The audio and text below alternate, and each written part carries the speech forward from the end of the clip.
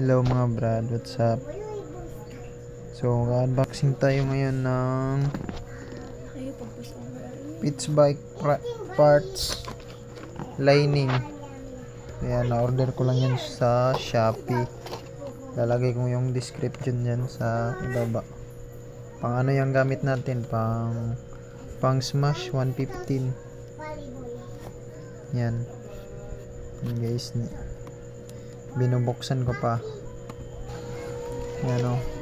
So makikita nyo guys, may ano yan, may logo ng Pitts Bike, yung gold yan o. Yan. So legit yan na Pitts Bike, hindi yan copy. At yan yung brake shoe. Nag-order ako ng brake shoe. Ayan.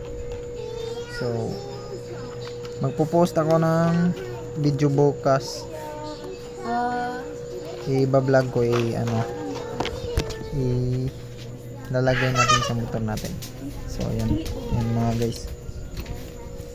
So medyo maganda naman siya, quality.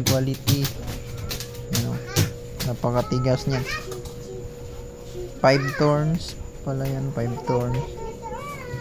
Sobrang tigas niya mga brad. Ayan. So abang-abang sa next video natin mga brad, i-upload natin.